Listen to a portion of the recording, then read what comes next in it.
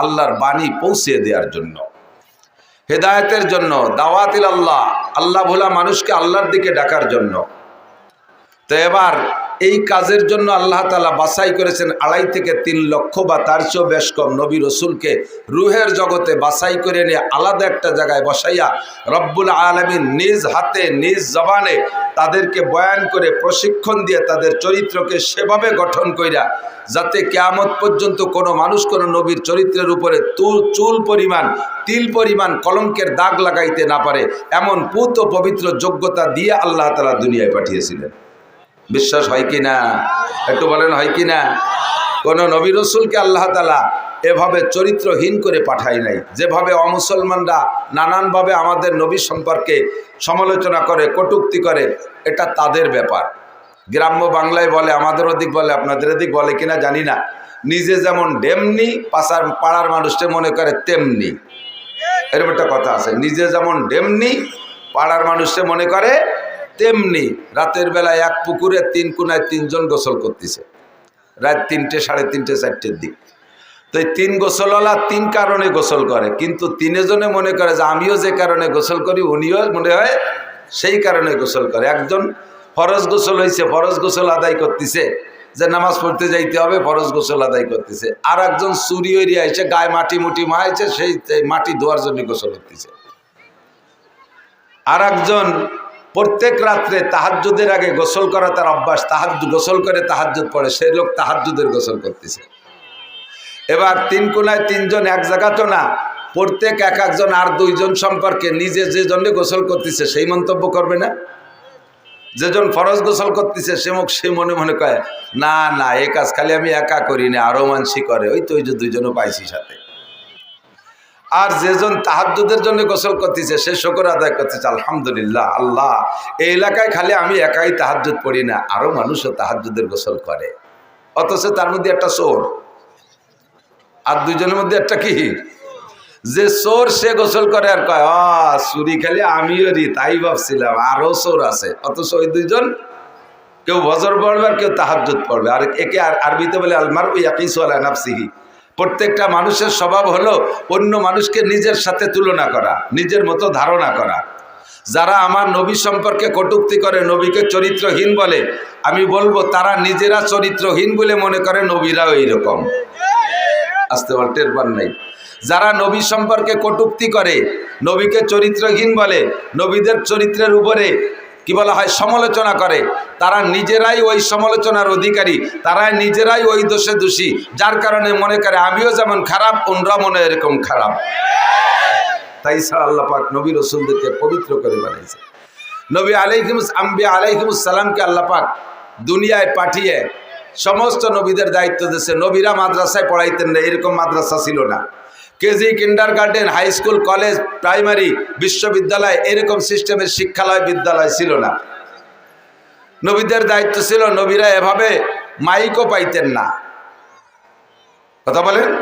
আর নবীরা লেখালেখানির মাধ্যমে উম্মতকে লেখাপড়া শিখেন নাই। কোনো নবীর হাতের লেখা বই পুস্তক খুঁজে পাওয়া যাবে না। তবে সব নবী বক্তা ছিলেন, সব নবী বক্তা ছিলেন। আম্বিয়া আলাইহিmus সালামকে আল্লাহ তাআলা বয়ান করার জন্য উম্মতের কাছে পাঠিয়েছেন। আমাদের নবীকে আল্লাহ পাক বলেন ওমা আলাইকা ইল্লাল বালাগ, আপনার দায়িত্ব উম্মতের কাছে পৌঁছিয়ে দেওয়া।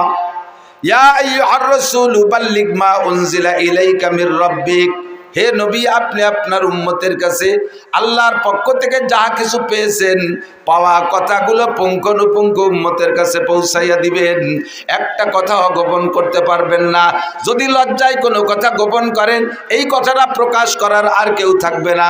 যেহেতু মা কানা মুহাম্মাদুন আবা আহাদিম মির রিজালিকুম ওয়ালাকিন রাসূলুল্লাহি ওয়া খাতামান নাবিয়্যিন, আপনার পরে আর নবী আসবে না। আগে যত নবী পাঠিয়েছি, একজন নবীর কাছে কিছু শরীয়ত দিয়েছি, পরবর্তীতে আরো নবী আসবে বিদায় সম্পূর্ণ শরীয়ত ওই নবীর কাছে দেই নাই। যেগুলো বাকি ছিল পরের নবীর মাধ্যমে দিয়েছি, এরপরে যা বাকি ছিল পরের নবীর মাধ্যমে পাঠিয়েছি। কিন্তু আপনি চলে যাওয়ার পরে আসমান থেকে শরীয়ত বহন করা উম্মতের কাছে নেয়ার মতো আর কোনো নবী নাই। কাজেই আপনার কাছে কিয়ামত পর্যন্ত আনেওয়ালা ছোট বড় সব মানুষের প্রয়োজন সাপেক্ষে যত শরীয়ত লাগবে সব আপনার কাছে দিয়েছি। এর একটা কথাও আপনি লজ্জা লজ্জায় গোপন করবেন না, কোনো ভয়ে গোপন করবেন না, নেতারে ভয় পেয়ে গোপনে ওই কথাটা গোপন করবেন না। মেয়ে ছেলেদের কাছে নিজের কন্যার মাসালা, মেয়েরই মাসালা জিজ্ঞাসা করেছে আপনার মেয়ে, তারপর আপনি লজ্জায় কথাটা বলবেন না, এরকম যেন হয় না। ফাইল্লাম তাফাল, যদি সব কথা উম্মতের কাছে না পৌঁছায় দেন, ফামা বাল্লাগতা রিসালাতা, প্রমাণিত হবে আপনি আপনার রিসালাত আর নবুয়তের দায়িত্ব সঠিকভাবে পালন করেন নাই। আপনাকে আমার কাঠ গড়ায় দাঁড়াতে হবে। এই সাউন্ড কম, মাইক টানতেছে না, বুক ব্যথা হচ্ছে, বাইরে ভালো আছে, মাইক্রোফোনে টানতে হচ্ছে। ফাইল্লাম তাফাল ফামা বাল্লাগতা রিসালাতা, সব কথা না পৌঁছাইলে আপনাকে আমার কাঠ গড়ায় দাঁড়ায় জবাব দিয়ে যেতে হবে। মেয়েলি মশালাও যদি হয় আপনার মেয়ের মশালা, সেটা আপনি গোপন করতে পারবেন না। এই মশালার ভিত্তিতে সাহাবায়ে কেরাম তো যুদ্ধে যাইতেন দূরে দূরে, হুজুরের জামাতা হযরত আলী, হুজুরের জামাতা হযরত উসমান, তাই না? দুনিয়ার অনেক জায়গায় অনেক কথা বলা যায়। খেয়াল করেন, পুরুষরা পুরুষের সাথে বা পুরুষরা মেয়েদের সাথে অত গোপন কথা বলতে পারে না, মহিলারা মহিলাদের সাথে যত গোপন কথা বলতে পারে। সাউরি বিটার বোর সাথে একেবারে পেটের ভিতরে সব কিছু খুলিও বলতে পারে, শুনতেও পারে, কিন্তু তাই বলে শ্বশুর জামাইয়ের কাছে অতটা ক্ষতিও পারে না, শুনতেও পারে না, ঠিক না? বাপের ছেলের সাথে আভ্যন্তরীণ অনেক কথা বলতে পারে না, বলে না, কিন্তু মারা মেয়েদের সাথে একেবারে এ টু জেড সব বলা বলি করে।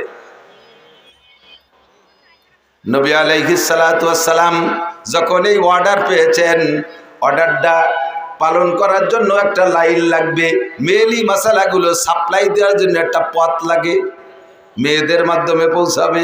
খাদিজাতুল কুবরা রাদিয়াল্লাহু তাআলা আনহা বেঁচে নাই, স্ত্রী সবে মাত্র শুধুমাত্র সিদ্দিকা আয়েশা, তাও অল্প বয়সী মেয়ে। মুজাহিদিন সাহাবায়ে কিরাম বাহিরে বাহিরে যুদ্ধে যায়, লম্বা লম্বা টাইম বাইরে থাকে। একটা মাসালা আল্লাহ পাক রব্বুল আলামিন নবী পাককে জানাই দিয়েছে, এই মাসালাটা আপনি ক্লিয়ার করেন। কি মাসালা? হযরত ফাতেমাকে ডাইকে বলছে, মা ফাতেমা, তোমার স্বামী আলী যুদ্ধের একজন মর্দে মুজাহিদ, কখনো কখনো সেনা প্রধান হয়ে কোথাও যাওয়া লাগে, লম্বা লম্বা টাইম সফরে থাকা লাগে। ও মা, আলী তোমার থেকে দূরে থাকলে আর তুমি আলীর থেকে বিচ্ছিন্ন থাকলে তোমার আভ্যন্তরীণ চরিত্রকে কন্ট্রোল করে তুমি কতদিন ভালো থাকতে পারো, কতদিন পর্যন্ত নিজেকে নিয়ন্ত্রণ করতে পারো, আর এরপরে কতদিন বেশি হয়ে গেলে তোমার মধ্যে অস্থিরতা শুরু হয়, আর তুমি তখন স্বামীর অপেক্ষায়, স্বামীকে না পাইলে অন্যদিক মন চলে যাওয়ার সম্ভাবনা এসে যায়। এরকম ভয় কখন হয়, কতদিন তুমি স্বামী ছাড়া বিচ্ছিন্ন থাকতে পারো। বাপে যদি মেয়ের কাছে এই কথা জিজ্ঞেস করে, আর মেয়েটা বা কেমন মেয়ে, এ মেয়েটা কি আমাদের দেশের মেয়েকে মতো নাকি যে হাফ প্যান্ট পরে শিয়ানা মাইয়া বাপের হাত ধরে ঘুরিয়ে বেড়ায়? শিয়ানা যুবতী মাইয়া একটা টেপ পরিয়ে, একটা স্কিন টাইট প্যান্ট পরে বাপের সাথে কলেজে পড়া মাইয়া বেশ মার্চ করে বেড়ায়, কুত্তয়ে দেখে লজ্জা পায়, আমরা ওরকম ঘুরি নিয়ে, আমরা ওরকম শিয়ানা সাল মাইয়া নিয়ে ঘুরি বেড়াই নিয়ে। কি ফাতেমা রাদিয়াল্লাহু তাআলা আনহা সাইয়্যিদাতুন নিসাই আহলিল জান্নাহ, জান্নাতি নারীদের নেত্রী, কথা বলেন ঠিক না? এই শর্মিলা মহিলা, হাসান হুসাইনের মা, শেরে খুদা আলীর স্ত্রী, বিশ্ব নবীর কলিজার টুকরা মেয়ে, পর্দাস কি বলা হয়, সরবের একেবারে শীর্ষ গোল্ডেন এ প্লাস প্রাপ্ত মেয়ে। এই মেয়ের কাছে জিজ্ঞাসা করছে, বাপ নবীতে মা স্বামী ছাড়া কতদিন থাকতে পারো? এটাতে একান্ত আভ্যন্তরীণ গোপন কথা। হযরত ফাতেমা লজ্জায় মাথা লুকিয়ে ঘুমটা মুড়িতে বসে রয়েছে। আব্বা, এতদিন পর কি জিজ্ঞাসা করলেন? এটা তো মারা জিজ্ঞেস করতে পারে, আপনি আব্বা হয়ে কিভাবে জিজ্ঞেস করেন? কয়, মা তোমার মা তো খাদিজা বেঁচে নাই, কাজেই তোমার কাছে আমার সরাসরি জিজ্ঞাসা করতে হবে, এখান থেকে শরিয়াত গঠন করা লাগবে। যদি আমি এই কথাটা গোপন করি আর তুমি লজ্জায় চেপে যাও, মাসালাটা লুকায় থাকবে, মাসালাটা কোনোদিন আত্মপ্রকাশ করবে না, সাহাবায়ে কেরাম আর মাসালা খুঁজে পাবে না, উম্মতে মহা বিপদে পড়ে যাবে। কাজেই বলো মা, বলো কতদিন স্বামী ছাড়া থাকতে পারো? ফাতেমা লজ্জায় না বইলা ঘরে চলে গেছে। মা ছিলেন আয়েশা, ফাতেমার বয়স আবার আয়েশার চেয়ে বেশি। ফাতেমা আয়েশার চেয়ে মেয়ে হয়েও বয়সে বেশি, তবুও তো মা মহিলা মানুষ। আব্বা জিজ্ঞেস করছে নাছরবান্দা, মায়ের কাছে যে বলতেছে আম্মু আপনি আব্বুকে বলে দেন আমি আমার স্বামী ছাড়া 4 মাস পর্যন্ত, আমি আমার স্বামী ছাড়া 4 মাস পর্যন্ত দূরে থাকতে পারি। 4 মাসের পরে যাইয়া আমার স্বামীর শখ আসে, স্বামীকে কাছে পাইতে শখ হয়। 4 মাসের পরে যে আমার ভিতরে অস্থিরতা আসে।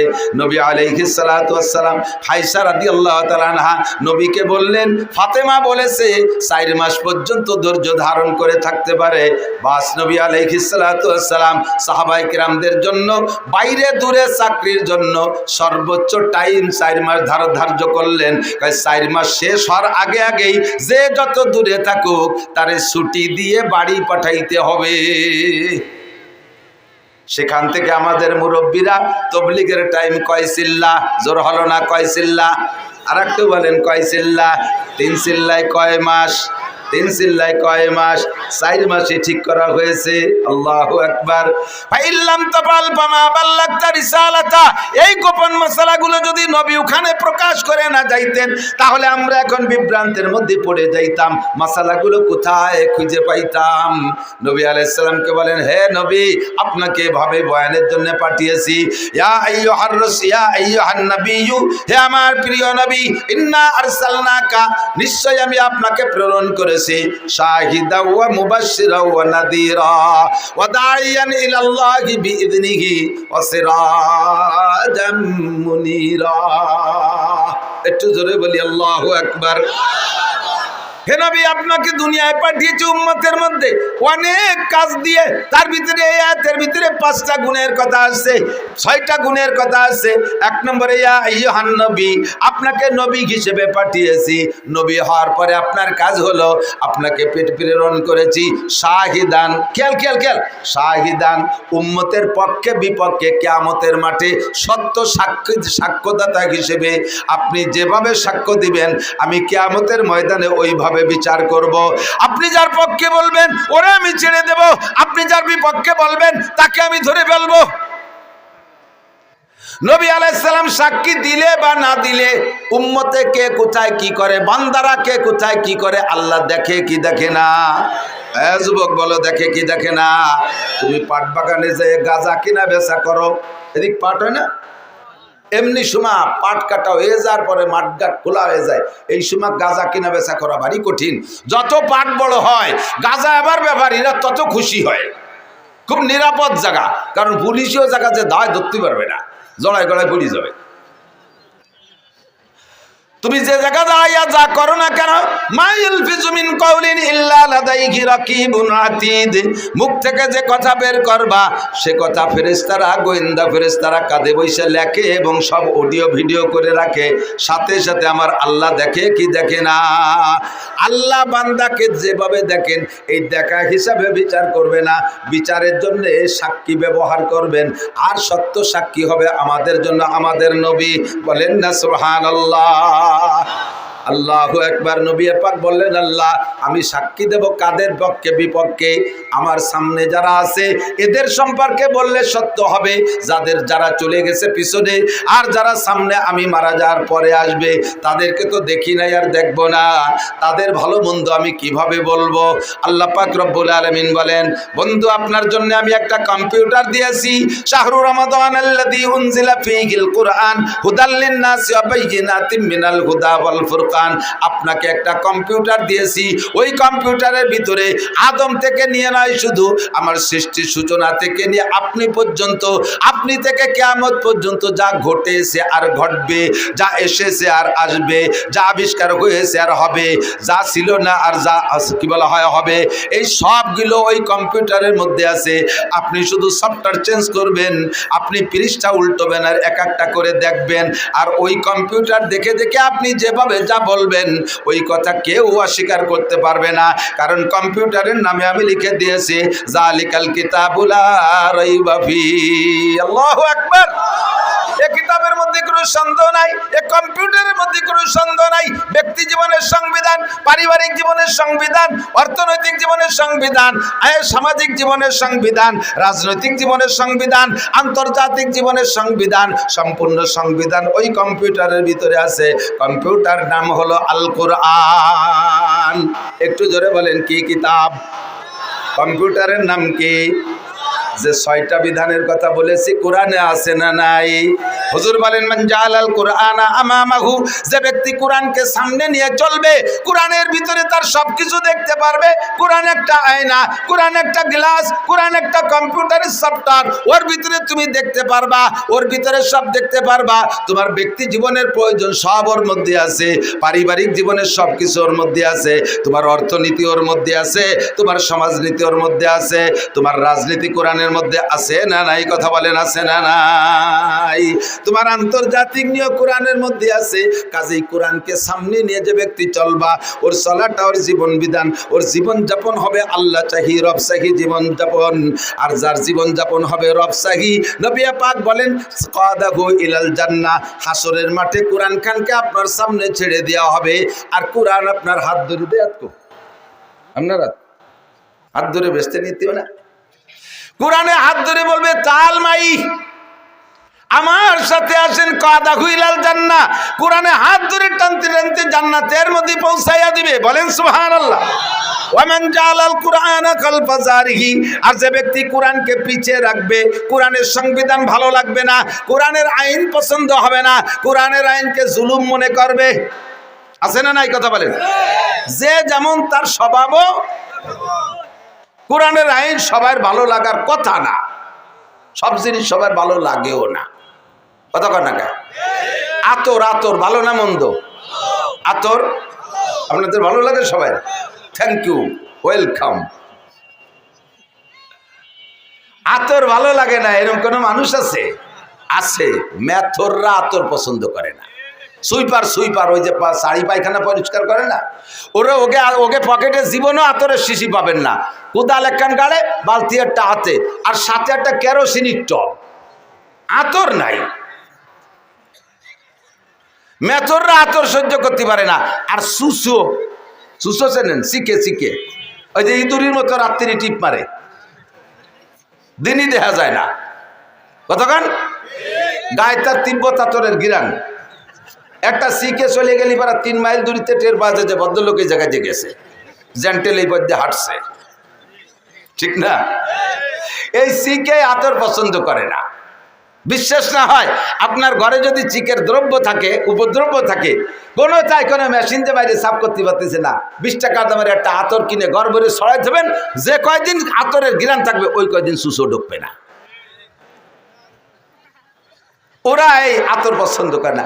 এখন মেথরে আতর পছন্দ করে না। এক মেথর বাড়িতে বেরোইছে বালতি বুলতি নিয়ে, বাজারের ভিতর দিয়ে হঠাৎ করে যেই গলিতে আতরের ব্যবসা, ওই গলির মধ্যে দিয়ে ডুয়ে পড়ছে। আর সকালবেলা আতরওয়ালারা দরজা খোলার সাথে সাথে একটা আলগা গিরান বেরোয় না? তেলের দোকানের সামনে তেলের গিরান, ওষুধের দোকানের সামনে ওষুধের দোকান গিরান, জালির দোকানের সামনে মাছের গিরান, ঠিক আছে না? পোলট্রির দোকানের সামনে পোলট্রির দুর্গন্ধ, এর তো সব জায়গায় আছে। তা আতরের দোকানে যখন খুলছে, এর মধ্যে ওই ভদ্রলোক গেছে বালতি বলতি আতে হয়ে, আলগা গিরান নাকে আইসে মাথায় চক্কর দিয়ে পড়ে গেছে। আর আতর ব্যবসায়ীরা তো স্বাভাবিক একটু হুজুর কিলাসের ভয়, তো হুজুর কাঁপতি কাঁপতি ডাক্তার কবিরাজ নিয়েছে, আল্লাহ যে বিপদ আপদ এমনি আমাকে নামে বোমা মারার দোষ। সেজন্য কলো যে এই হুজুর বোমা মারছে ভিতরে। তিনি ডাক্তার কবিরাজ নিয়ে চিকিৎসা করে সুস্থ করার চেষ্টা করতেছে, কোনোভাবে হুশ হয় না। লোকজন তো চলিয়ে আসছে ধরো। এরপরে ওর বাইরে, ওর পকেটেতে মোবাইল বেরোয়, বাইরে ফোন দিছে, আপনার ভাই এরকম অজ্ঞান হয়ে পড়ে গেছে বাজারের ভিতরে, তাড়াতাড়ি আসেন। তো ভাই জিজ্ঞেস করছে পড়ছে কোথায় তাই কও, ও তো যে কোনো জায়গা পড়া লোক না। দেশের যত পচা পায়খানা আমরা ওরে দিয়ে সাফ করি, যত দুর্গন্ধ হোক, 4-5 দিনে পচা লাশ তাও ওরে দিয়ে উঠো, পুলিশে আইসে ডোমেও হাত দেয় না, ওই উঠো সেগুলো। ও তো যে কোনো জায়গা পড়া লোক না, হার্ট তো হেভি। পড়ছে কোথায়? কয় খালেক মোল্লার আতরের দোকানের সামনে। ওর ভাই কয় হ্যাঁ আমিও তাই জানি, ও যে কোনো জায়গা পড়া লোক না। এখনো কি ওখানে? বলে হ্যাঁ এখনো ওখানে। ওই জায়গার রাইখে ডাক্তার বাইটে খাইলে হুশ হবে না, ওখান থেকে সরাও। আপাতত ওই পায়খানার দ্বারে নাও, না একটা পোলট্রির দোকানের সামনে নাও, ও যা পছন্দ করে।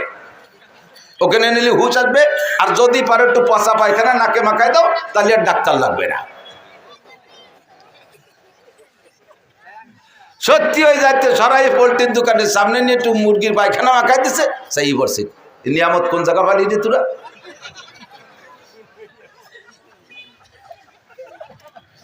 কদরে গওহার সাবেদানা দিয়া বেদানাত জওহারি, কদরে গওহার সাবেদানা দিয়া বেদানাত জওহারি, কদরে গুলবুল বুল বেদানা দিয়া বেদানাত সাপরি।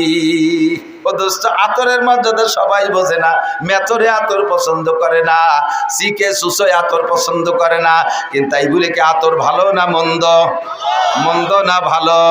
আল্লাহ পছন্দ করে। নবী পাক বলেন, হুব্বিবা ইলাইয়া মিন দুনিয়াকুম সালাস, এই দুনিয়ার কিচ্ছু আমার ভালো লাগে না, এই দুনিয়ার কোনোটা ভালো লাগে না, মাত্র তিনটে জিনিস ভালো লাগে। তার ভিতরে এক নম্বরে আত্মীব, হুজুরকে আমার সুগন্ধি ভালো লাগে, আমার আতর ভালো লাগে। নবী পাক রাস্তা দিয়ে বিনা আতর মাখানোতেও যদি কদ্দুর হেঁটে যাইতেন, 3-4-5 মাইল দূরের থেকে সাহাবাই কিরাম কের কাছে জিজ্ঞাসা করা লাগতো না, এমনি টের পাইতো এই পদ্মে হুজুর গিয়েছেন। হুজুরের লুকআপ দিয়েছিলেন বিতি বিন নাসার, বিতি বিন নাসার, খুশবু ছড়ানেওয়ালা। নবী পাক হেঁটে গেলে গায়ের থেকে একটা সুগন্ধি বের হইতো। আমার নবী যখন ঘামে যাইতেন, গাম ও আতরের চাইতে সুগন্ধি ছিল। সাহাবাই কিরাম গায়ের থেকে শিশি বোতল ভরে রাখতেন নবী পাকের ঘাম, আর এই বিভিন্ন মূল্যবান সময় ওই ঘামকে আতরের কাজে ব্যবহার করতেন। আতর পছন্দ করেন ফেরেশতারা, আতর সুগন্ধি পছন্দ করতেন নবী রাসূলরা। আতর পছন্দ করে জিন ফেরেশতারা, আতর পছন্দ করে রুচিশীল মানুষরা, আতর পছন্দ করে না মেথর আর সুইপার। কতক্ষণ? কোরআনের সংবিধান ভালোবাসে আল্লাহ, কোরআনের সংবিধান ভালোবাসে ফেরেশতারা, কোরআনের সংবিধান ভালোবাসেন আম্বিয়া আলাইহিমুস সালাম, কোরআনের সংবিধান ভালোবাসে আবু হানিফা, শাফি, আহমদ, মালিক, বুখারী, মুসলিম, তিরমিজিওয়ালা, আব্দুল কাদের জিলানী, মঈনুদ্দিন চিশতি, নিজামুদ্দিন আউলিয়া, কুতুবউদ্দিন বখতিয়ার কাকি, শাহ ওলিউল্লাহ মুহাদ্দিসে দেহলভী, শাহ আব্দুল কাদের মুহাদ্দিসে দেহলভী, শাহ আব্দুল কাদের জিলানী রহমাতুল্লাহ আলাইহি, আরে আশরাফ আলী থানভী, হুসাইন আহমদ মাদানী, রশিদ আহমদ গাঙ্গুহি, আশা শামসুল হক ফরিদপুরি, মোহাম্মদুল্লাহ হাফেজি, মুফতি আব্দুল গফফার, মুফতি ইসমাতুল্লাহ কাসেমি। আমার এলাকার নামাজি মুসলমান, আমার এলাকার মুসলমান, আমার এলাকার মুসলমান, আমাদের দুনিয়া বাঙালি মুসলমান কোরআন ভালোবাসে, কোরআনের সংবিধান ভালোবাসে। কথা বলেন? যেই কোরআনী সংবিধান ভালোবাসে না তারে আমরা কি বলতে পারি? যে আতর পছন্দ করে না তারও যা বলতে পারি। কোরআনী সংবিধান যে পছন্দ করে না তারও সেই মেথরা আর সিকে বলতে পারি। ওটা সুইপার আর সিকা, সুইপার আর দাঁড় cow, cow Sen cow, cow দুই প্রকার, দাঁড় কাকার পাতিকার। তার ভিতরে দাঁড় কাউটা হলো বেশি নোংরা জাত। ও পাইছে বিলির মধ্যে যাইয়ে চকের মধ্যে যে একটা শামুক, পচা পচা শামুক, শামুক পয়সে শীত হয়ে রয়েছে, ভিতরের মাংসটা পয়সে আর পোকা বিড়বিড় করতেছে। ও তো খুশিতে বাঘ বাঘে একে চুমুকি বোতল খালিয়ে ফেলেছে। এরপরে এত গিরানালা বোতল, দুনিয়ায় যত যা কিছুতে দুর্গন্ধ আছে তার ভিতরে অন্যতম দুর্গন্ধ হলো পচা শামুক আর পচা ডিম। এর চাইতে বেশি দুর্গন্ধ আর কোনোটাই নাই। আছে এর চেয়ে বেশি দুর্গন্ধ হলো গালে গন্ধ। গালে গন্ধটা এর সব চাইতে বিশ্রী লাগে। কতক্ষণ এ আইসে গেছে একটু কয়ে দিয়ে যাই, এটা আদব আদর্শ। অনেকে মোহাব্বতের ঠেলায় একেবারে কাছে আইসে নাকের পর মুখ নিয়ে মুখ মিশে কথা কইতে চায়। আমার মুখে একটা গন্ধ আছে, এটা আমি টের পাই না। যদি আমি টের পাইতাম আমার মুখের গন্ধ, তাহলে ওই গন্ধে বমি হতে মরি যেতাম। যার যার মুখের গন্ধ সে টের পায় না, একজনেরটা আর একজনের খারাপ লাগে, ঠিক না? নাকের পর আইছে মুখ মিশাইয়া মোহাব্বতের ঠেলায় মুখ মিশাই কথা বলতেছে। এত যে কই যে ভাই একটু সরিয়ে বসেন, আর কি কয়ে সরাবো? যদি কই তোমার গালে গন্ধ, তাহলে ওর কষ্ট হইবে না, তা তো কওয়া যায় না। কিন্তু বক্কাত বক্কাত করিয়েছে নাকতিছে নাকের মধ্যে, মাথা ঘুরিয়ে যাচ্ছে ওর গালের গন্ধ জ্বালায়। দায় থেকে জায়গায় জায়গায় আমি কই ভাই আমার মুখে একটু গন্ধ আছে, আপনার কষ্ট হতে পারে, একটু সরিয়ে বসেন। এছাড়া আর কি কব? কান্দি দেই। মানুষের সাথে কথা বলার আদব হলো দূরত্ব বজায় রেখে কথা বলা, দূরত্ব বজায় রেখে কথা বলা। মুখের সাথে অনেকের মুখে একটু কথা বলার সময় থুক সেটে হালকা বার্তা সিটে পারে, এটা কোনো আইব না, এটা আল্লাহ যারা যেরকম বানাইছে। এখন এই মুখ থেকে থুক সেটে আপনি মহির বয়সে কথা বলতেছেন, গাল ভরা পান রয়েছে, ফসফস করে স্প্রে অতি তালে রয়েছে।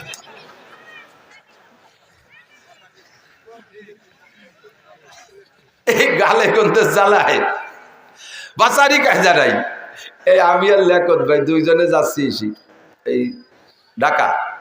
হাফিজুর রহমান সিদ্দিকে দাওয়াত দিয়েছে, ফোরনে দুপুরে কানার দান, আমরা একসাথে গেছি। সে সময় ব্রিজ চালু হয়নি, ফেরিতে উঠছি।